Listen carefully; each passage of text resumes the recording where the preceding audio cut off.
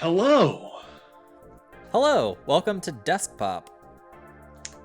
Today on Desktop, we were talking briefly about Nintendo World, and then we are diving into Last of Us 2 review and timeline a la Andy. Yeah, so get ready, and also don't forget to like and subscribe. Thank you for partaking in our podcast.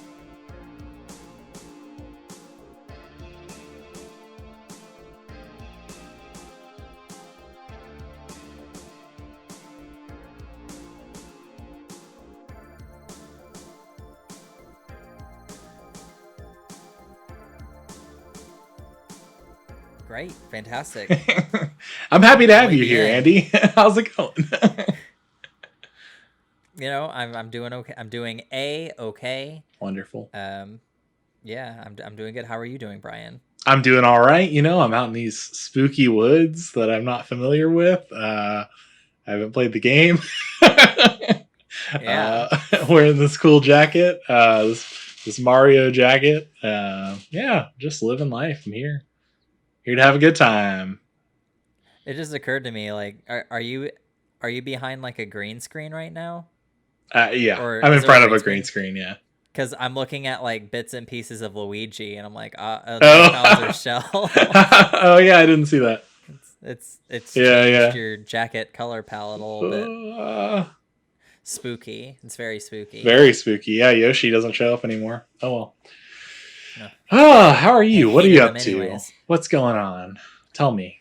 I'm doing okay. I just finished cooking a meal from HelloFresh, and I continue to learn every time I cook one of those meals that every time it says cook something for a blank amount of time, you gotta like triple it in order to actually get it how it looks like in the picture. Yeah.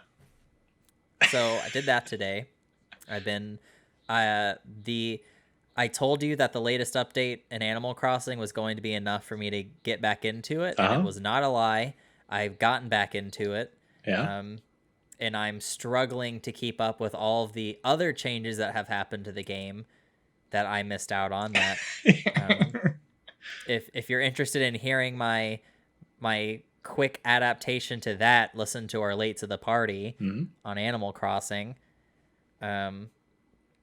And I currently have Iron Man VR installing, so as soon as we finish, I'll play that. So I want everyone to know that I'll be having fun playing Iron Man VR and not talking to you about it. Great.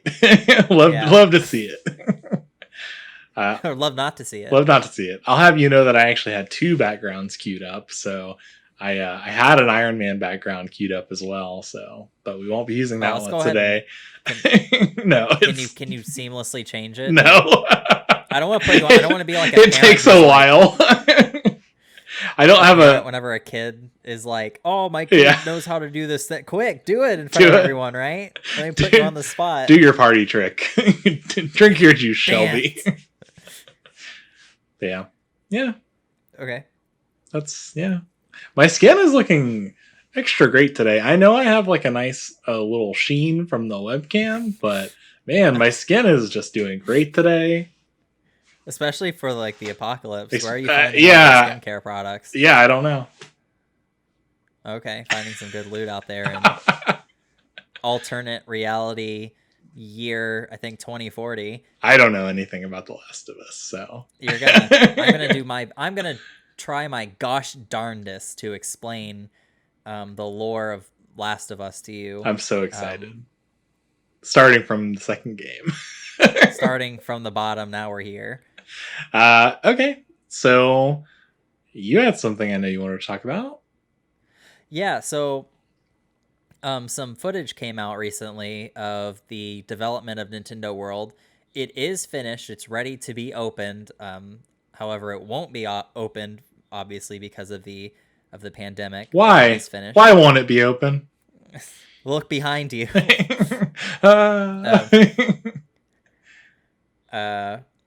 But there's footage of it up and running. So there are Piranha Plant animatronics dancing around. There are Koopa shells and rotating coins, and Yoshis are walking around. It's a very active space. and it looks so cool, and I hate all of these leaks because I wish I could be there. I can't. And I wish that they would build that in the US, but it's going to take even longer. Yeah, the US than one it was originally. Yeah, it's supposed to be a year later, or Yeah. Yeah. I think it was supposed to be next year, and between you and me, I don't think that's going to happen. do you have insider information? What is this? Where is this coming from? I don't know. A little piece of bacteria told me that it's not gonna happen. It's not gonna happen next year. But I was playing Animal Crossing, and I was thinking about that, and I was like, man, with Animal Crossing being as big as it is, it'd be so cool to see something Animal Crossing related in the park. And I thought, you know, what would they add, or what would it be like?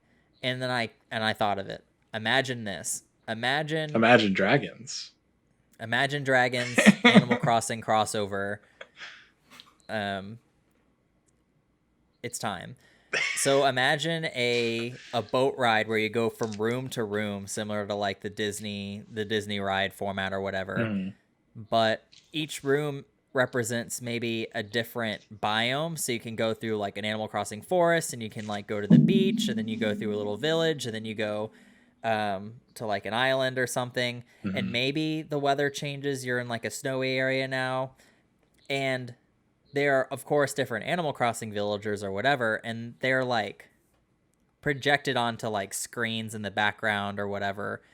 There's like a 4D experience happening, so there's some practical effects, so there's some digital effects, and it's interactive where you can have your smartphone out with some app, and you could take pictures of bugs and fish or animals in the background, and you try to like catch as many bugs or things as you can and collect them, and then at the end of the ride you like turn them into what is his name, Blathers, and he like gives you a score. That'd be cool. And you can like compete. So it's kind of like the Scooby-Doo like a dark ride where you shoot but instead you're like trying to catch all the bugs and wildlife and stuff, and it could be randomly generated each time because they're like screens.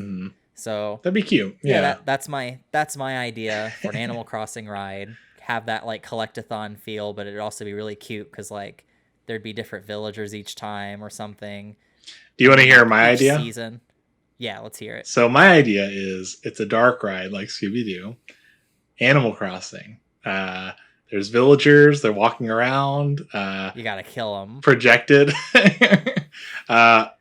You catch bugs, but they're not on the app. They release actual bugs, and you have to catch them in your hands and turn them in at the end to Blathers. So just yours, but with real bugs, is my idea. Okay. Just hope that they don't release the scorpions in the actual boat that you're traveling in. Yep. Or, you know, maybe for seeking the thrill, maybe they do. There's just one boat marked for thrill seekers that's full of scorpions. It's already full. Like, you're getting in and it's already full of scorpions. You're already like, the ride hasn't even started yet. There you go. It's just a glorified suicide booth. I want to die surrounded by all my animal. And you die being surrounded by your least favorite Animal Crossing villagers. They won't leave. Fuck. Mine would be fucking Flip. Chip or Flip? What's his fucking name? I don't talk to him anymore, so I forgot his name. Ugly ass orange monkey. I don't want anything to do with him. He's the worst. I think Chip is the name of the badger fisherman guy. I think it's Flip then. I don't obviously want to spend too much time derailing this podcast so that I could berate my Animal Crossing villager, but it's Flip. Fucking ironically, my least favorite Animal Crossing villager is Ellie, who also shares the name of the protagonist in Last of Us 2. And that wasn't me like trying to segue. It is an actual coincidence. That good, because I'm not done talking about Animal Crossing. Just kidding. I'm going to talk about this to the day I fucking die. I'm getting in that boat full of scorpions, and I'm gonna die. I'm getting in my scorpion boat. And I'm gonna die with a huge fucking smile on my face. All right. Well, yeah. Convince me to get The Last of Us. I guess starting from the second game. Sell me on it. So, seconds after we finished recording the last episode of Desk Pop, I finished Last of Us 2, and overall, I loved this game. I think it's been getting 10 out of 10s, 100 A plus, 10s across the board. Yeah, across the board, perfect reviews, and I disagree with those. I think the thing that's keeping this from being a perfect game in my eyes is the game's length in itself. I think and I'll go into that in a second. I'll start off with the visuals. The visuals are fantastic. It blows my mind that the PlayStation 4 came out in 2012 and they're still pushing these visuals from it. I did not play it on a Pro. I played it on baseline PlayStation, and it blew my mind. This is like the one good argument as to why consoles are better than PC, and it's because when you mass produce all these gaming systems with the same specs, game developers they don't have to worry about optimizing their games for all sorts of crazy settings. They know that there's a consistent baseline, so they could just do everything they can to push the most out of those specs, So like a PC could obviously have way better specs, but if a game's not optimized correctly or whatever, it could still look like dog shit. So this game is crazy. The animations, there's an animation for everything, and it's not annoying. There are some games where there's animations for like your character specifically to turn around, or like if you're sitting down, you're standing up, there's like this long like getting up, but all these animations are very natural. They're realistic. They're not annoying at all. The physics, there's a lot of GIFs on Twitter going around of like people throwing water hoses and ropes around, and the physics on the ropes actually drape over all these other objects, and I'm not used to it being so perfect. So and the hair physics is just like there. One of the characters you play as for a huge chunk of the game has a braid, and it just kind of like flies around whenever you're walking around, but it's like realistic, and that it's just like, yeah, it's crazy to me. You don't have Uncanny Valley with any of the human characters, but we'll see how I stand on that like 4 years from now.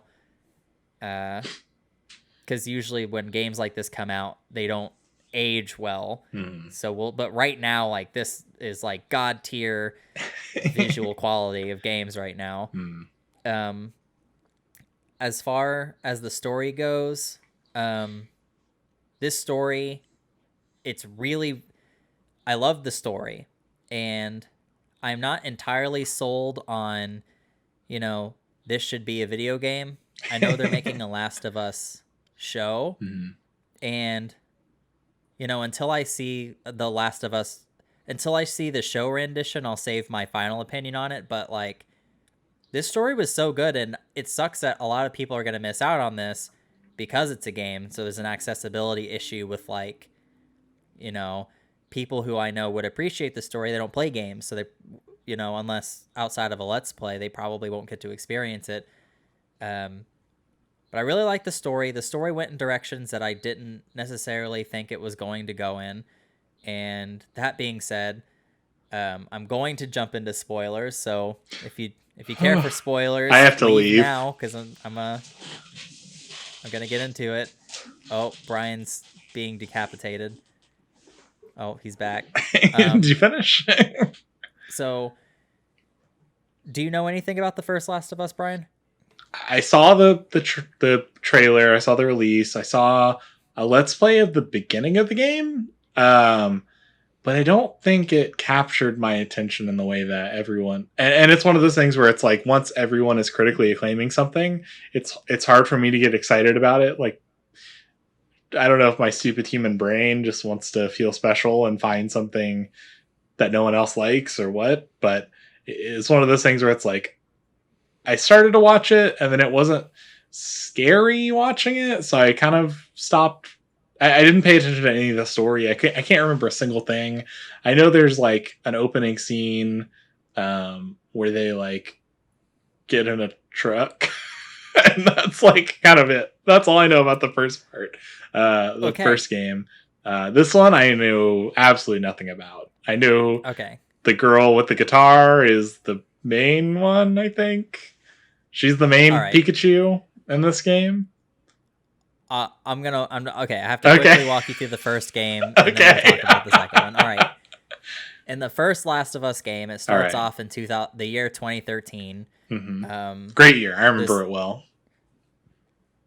2013, 2014 was a really good period Compared of to time. everything else right now, those were golden years. A lot of good movies came out in that time, but anywho, um, this little girl is celebrating her dad's birthday with him, and they're in like Texas or something, and she gives him like a Relatable. watch, a Mm-hmm. really nice watch for his birthday, and it's like this really cute father-daughter thing, and they both go to bed, and then in the middle of the night, the daughter wakes up. You know what? I think I'm being too specific. They both wake up in the middle of the night. The apocalypse is happening. Some sort of weird fungus has like grown Mm-hmm. and started infecting people, turning them into basically zombies. Mm-hmm. Um, the father's brother, and the daughter are trying to escape. In This the trying to truck, right? Yeah, they're trying to escape in a truck, trying to I escape know town. that part. Um, special forces show up, and they're trying to keep them contained. And Mm, in a quick skirmish, they shoot the little girl, mm, thus putting like a bullet hole or something in like the dad's watch as he was like trying to save her. mm. She dies. Cuts like I think 20 years later. The dad's now a very grizzled old man, and he's like basically a runner. He runs materials in and out of this city. I think it's Atlanta. The city is being controlled by what's left of the US government. I think it's called Fedra. He's hired by another group called the Fireflies, which is like they're like a terrorist organization, but they're like kind of the good guys. They're trying to find a Mm-hmm. cure for the disease or whatever. And they found another little girl roughly the same age as the daughter when she died. This little girl named Ellie, and she's immune to this disease. So if she's bitten or if she breathes in these spores from like a fungus or the zombie, she does not turn. So it is now the main character, Joel, and therefore your job to travel across the United States, I think to Seattle, with Ellie to deliver her to some hospital so that they could draw a cure from her.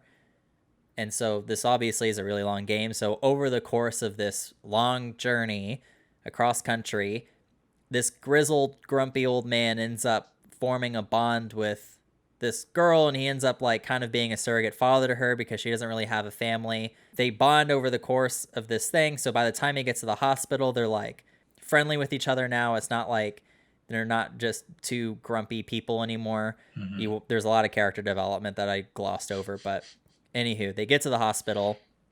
He delivers Ellie to this like surgery room, and they're like, "Great, we're gonna have to kill her in order to make a cure. Like, in order to like make a cure for this disease, we're gonna she's not gonna make the surgery, but humanity will be saved." And then Joel's basically like, "Fuck that." Kills Mm. everybody in the hospital while Ellie is unconscious because she was already put under for the surgery. Carries Ellie out. Mm. Ellie wakes up, and they're already like in another like town that's humans had built, Mm. um, with Joel's brother, who is like one of the figureheads of this town. And Ellie's like, "Oh, what happened?" And Joel, the crazy cliffhanger ending of the first game is Joel saying like, "Nothing. Like I took you to get a cure, but turns out that they were wrong, and Oh. there's lots of other people who are immune like you, and yeah, like there was nothing that they could do, so they just said we can go." And she's kind of hesitant to believe it, but she's like, "I mean, I have no reason not to trust you. Like, why would you lie to me?" Mm. And the game ends, and you're just like, "What?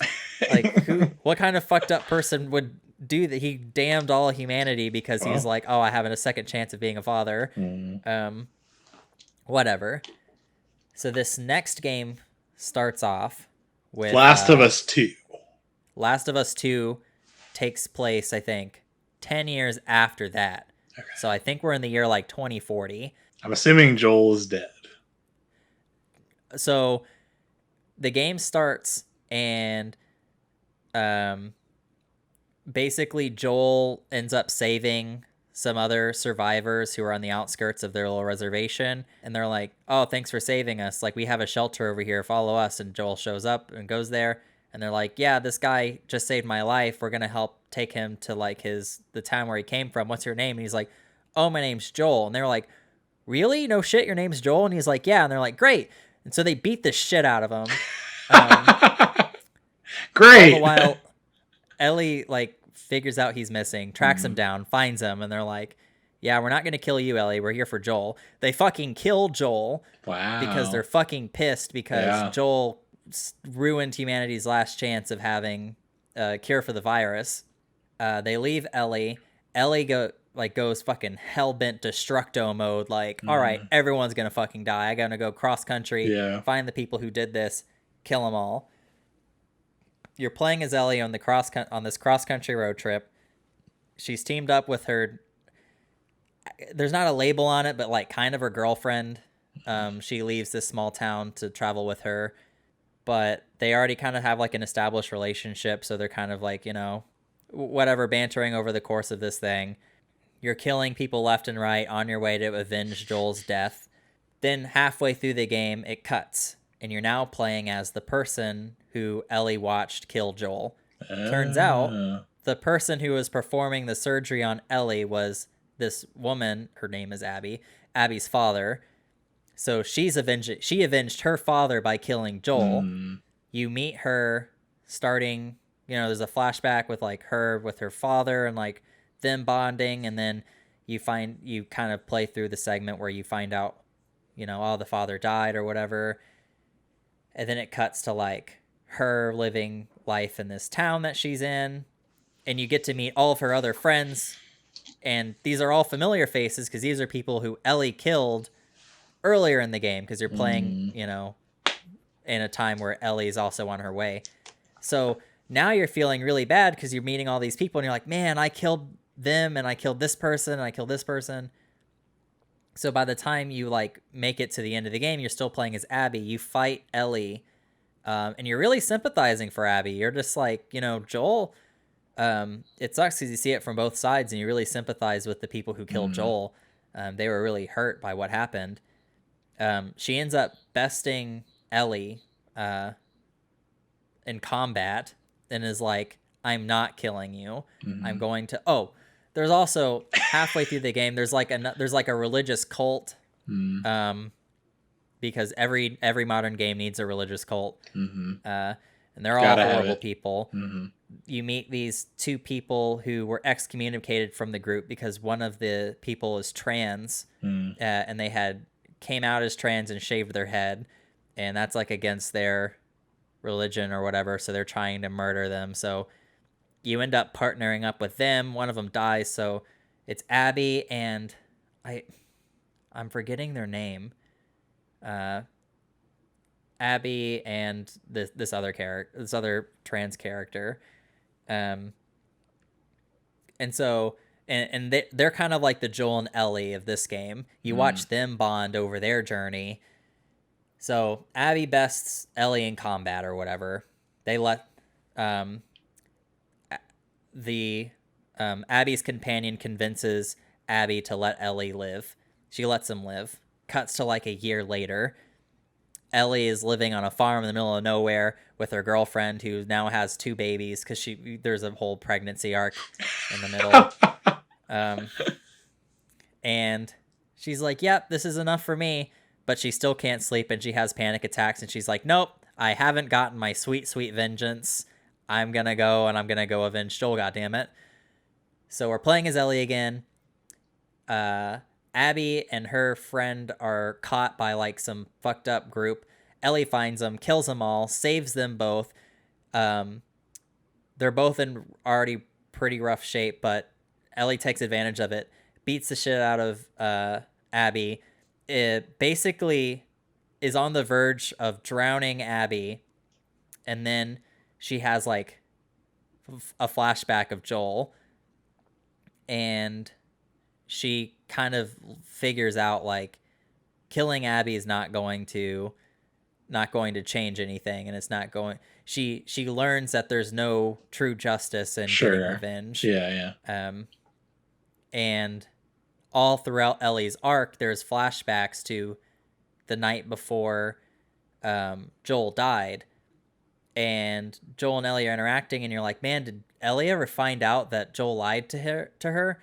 Well, you find out she did. Joel told her the truth, and she said, like, I'm always going to hate you, like, forever, because, like, I could have sacrificed myself to save people, and you took that from me. And so you're like, damn, it's like, that really hurts. But turns out, like, because you see a little bit more of the scene the longer you play through Ellie's story. So at the very end, you find out the very last thing that she said to him was she basically, okay, Joel finds out that she's gay, and is basically like, oh, any woman would be proud to be with you or something like that. And she's like, you can't butter me up by just saying things like that. Like, I'll never forget, like, what you did. I'll never forgive you. And he goes, if I could go back and have a second chance, I would do the exact same thing again. I have no regrets. And she's like, I'll never forgive you, but I'd like to try. And Joel gets all teary-eyed, and he's like, I'd like that very much.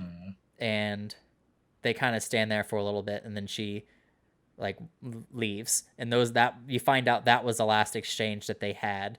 So they both kind of got, Joel got kind of Joel was kind of forgiven for they got to both his relationship say their piece.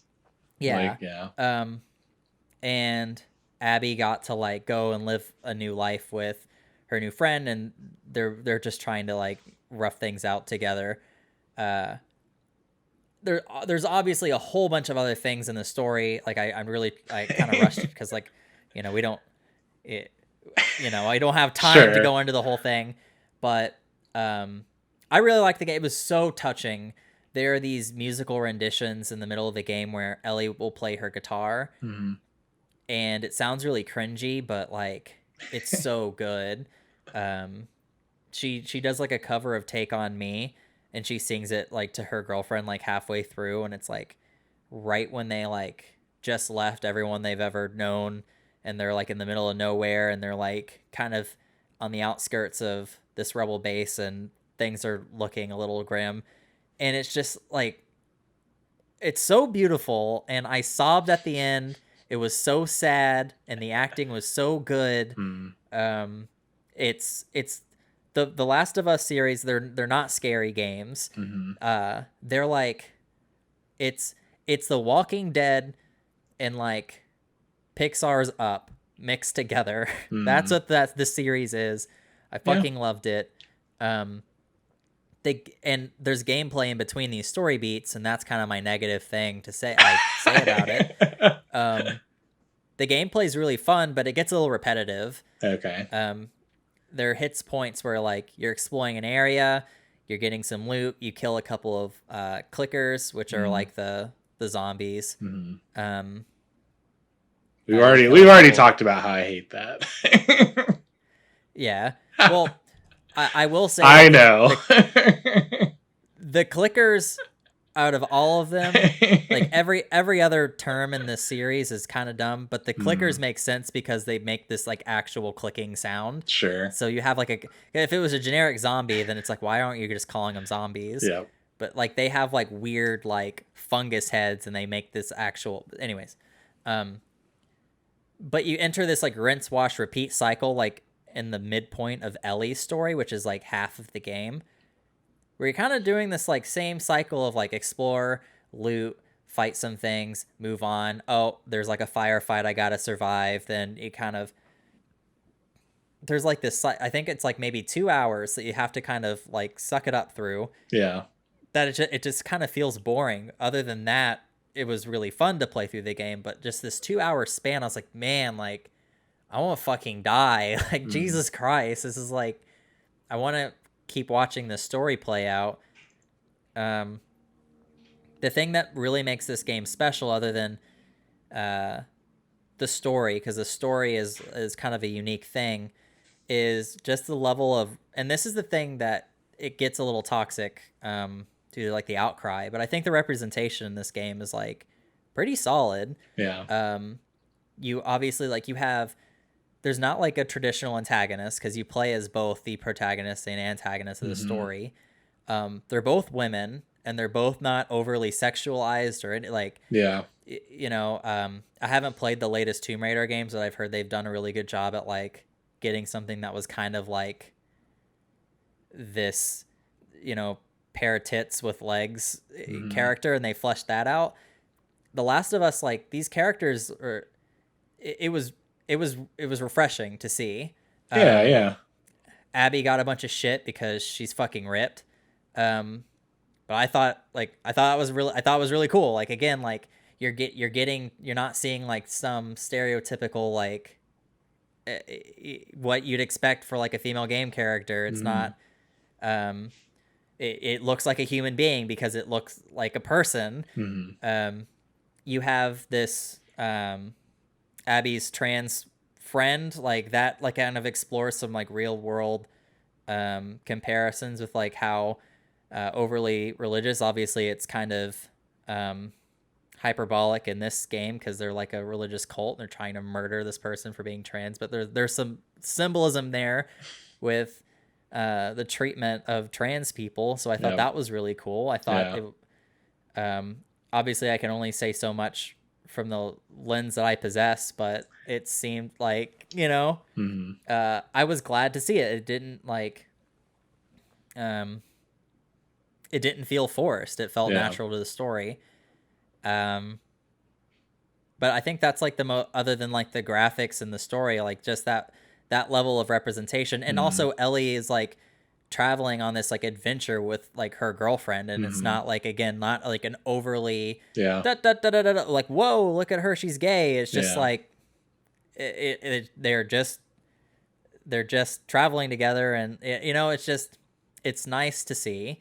It's not slap you across the face like, look at how woke we are. It's very fair representation.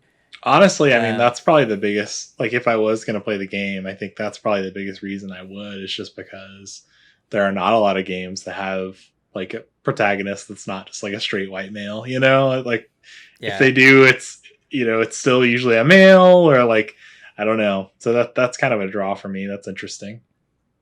Yeah. And the last, like, I'll say negative thing, but it's not that negative. It's just the replayability. The game is so long that it's going to take a while before I replay it again.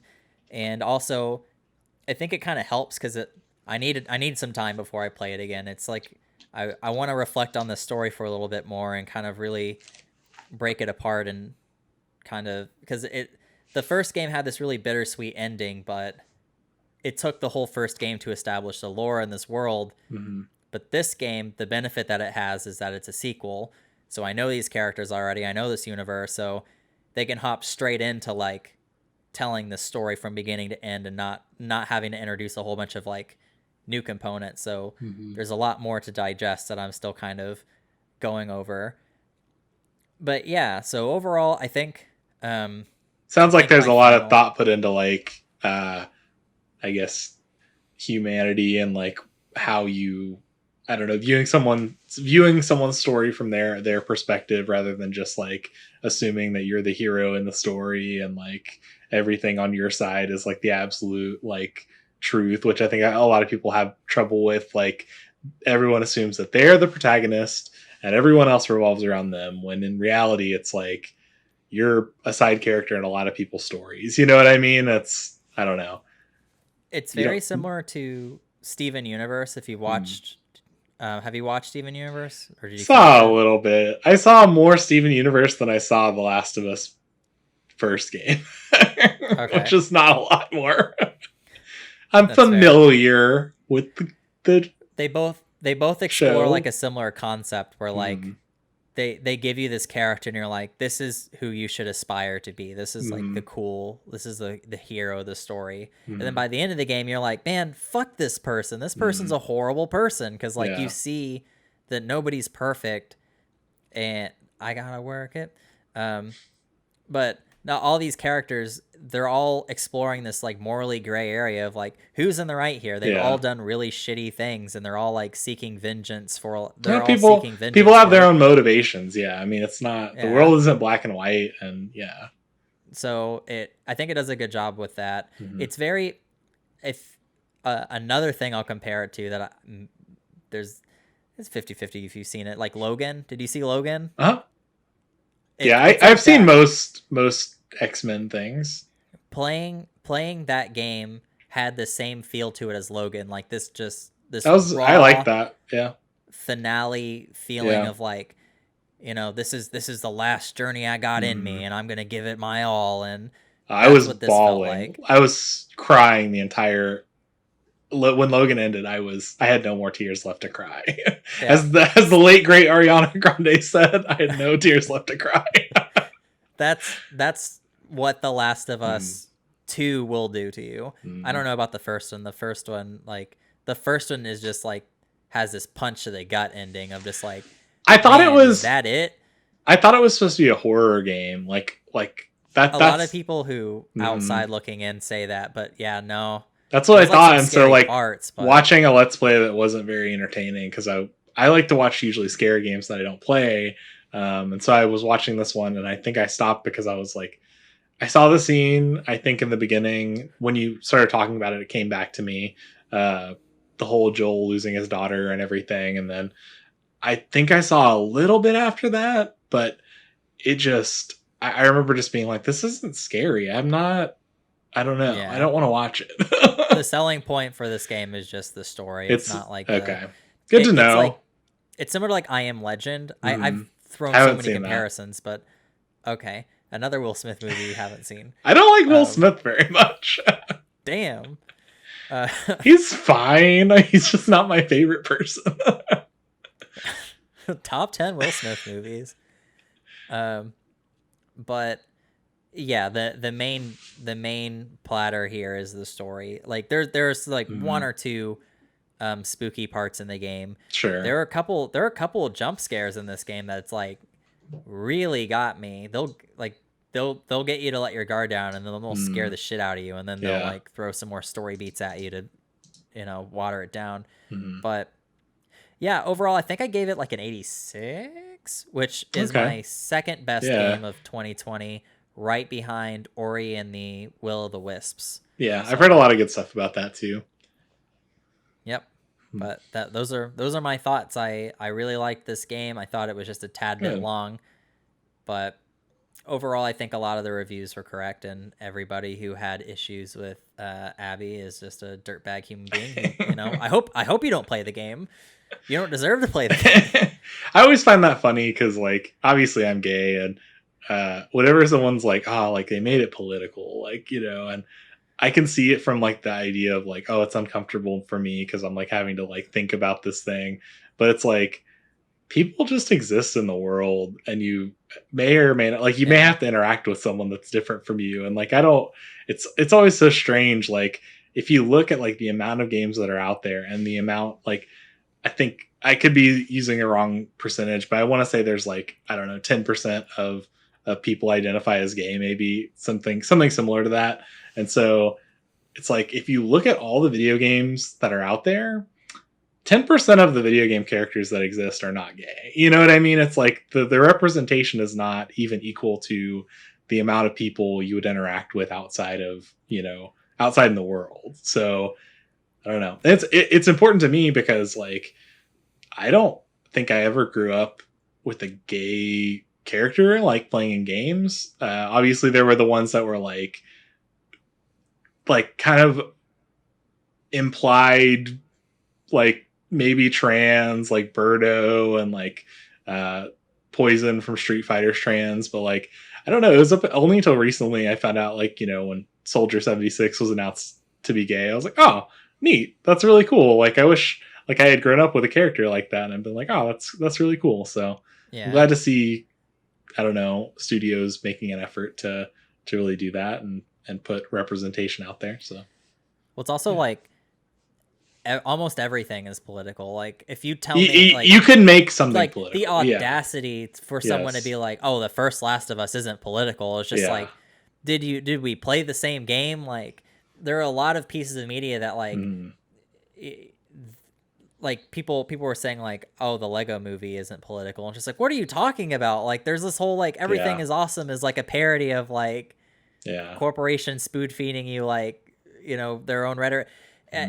But like everything in a sense, everything can be politicized. Almost every piece of art that is like produced on like the scale of Last of Us, and there are artists behind it. Like, there are messages in that media that and if you call it political, it's just because you see something you don't like. It's a smoke screen to basically be like, I don't like this, and I want an excuse to not like it that doesn't make me a bigot, but I also want to like disprove of this. So like, I mean, you could make anything political. I mean, like, I don't know, getting a parking ticket you could make that a political issue. I'm like, going to the store and having to wear a mask is political, even though it's just I don't know. I don't want to get too far down this. You obviously get the idea. It's just, it's one of those things. I just always am like, ugh, roll my eyes. It's dumb, and it sucks that we're,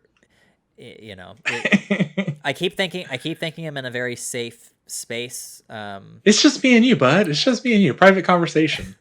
Well, I keep like just being a part of like a gaming fandom in general of like, I really enjoy this entertainment medium, and like I think like we're a relatively like okay group of people, and then things like this happen. I'm just like, man, like, where did you guys come from? Like, you're just like in this like weird Neanderthal cave. You come out with your pitchforks anytime someone on the cover of latest Call of Duty is a woman. Like, fucking chill. With the advent of the internet, people in fringe communities can find each other more easily, and it's so weird. But Last of Us 2 is great. I if I were to give it a Brian review, I would say I recommend it. Good. I recommend almost everything though, so I'll consider playing the first one. It's such an investment. Like, now I have to play the first one before I could play the second one. Well, I think it's the way you look at it, because like I see it as like you get to play the first one, like, and you get to play the first one, and then like there's a second one. So if you like it, there's two of them that you now get to enjoy. I just see it as like homework. Like, even if it's something I'm doing for fun, I like think of it as this like chore or like task I have to do, which is why I haven't finished Persona 5 even. It's like I've just settled into like, the only way I'm going to finish Persona 5 is if I follow a guide. And so I've been following a step-by-step guide on how to like get the best stats and how to get the best relationship with the, you gotta pick your waifu of the group or whatever. So I've been following a step-by-step guide to just, I have the opposite perspective. The friend that actually got me interested in the game is the same one that turned me off of the game, because she followed a guide like religiously, like to a T. Like, she had to get it perfect like every day, and it like kind of stressed me out thinking of the game that way. Like, I powered it up and I was like, oh man, I have to now have a guide because I'm going to be missing out on stuff. And like, I'm like, I don't want to play that way. That I just want to play it. And like, if I'm shitty at the game, then. Well, I'm just doing the step-by-step guide because like I want to finish it as soon as possible. And I don't want to like, I don't want to run around aimlessly. Like, what do I do next? Who do I talk to? Like, because I'll spend like forever. Like, am I ready to infiltrate this palace? Like, sure. Oh, well, I have like 5 more days. I guess I could like do some other stuff, but like now I have this guide. I'm just like, great, let me knock this palace out in like 20 minutes and like finish the game. Well, I'm glad you enjoyed The Last of Us 2. I will consider checking it out. That's all I could. What sucks is I wish I had I want you to check it out. I want you to. I wish I had like a priority list of things that like, because there's like other things that's like, man, like too many. There's so many other things I've recommended, and like that's the one you're considering, and it's like, that's great, but man, what is the top of my, what should be the top of my priority list be?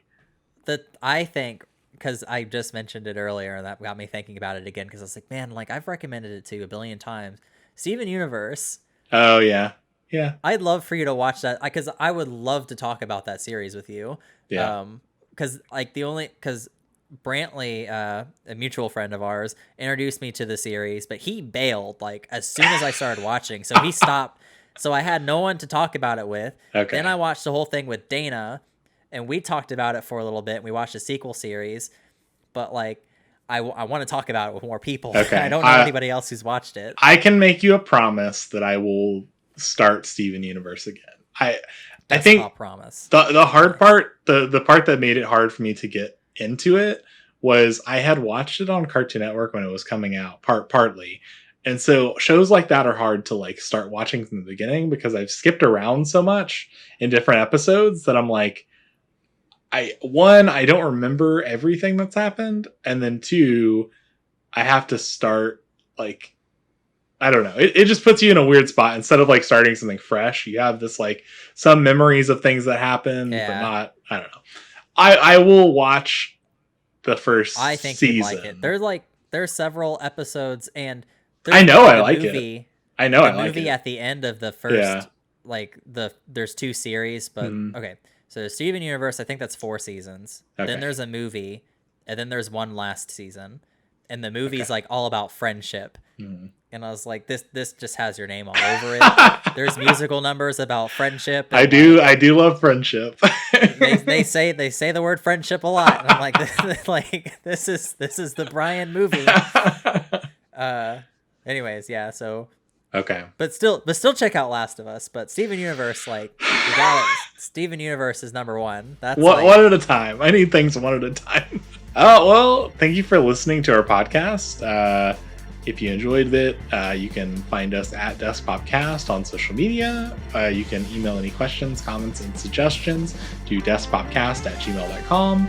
If you want to catch the video version of this podcast, it's on YouTube. So thank you for listening or watching. See ya. Goodbye.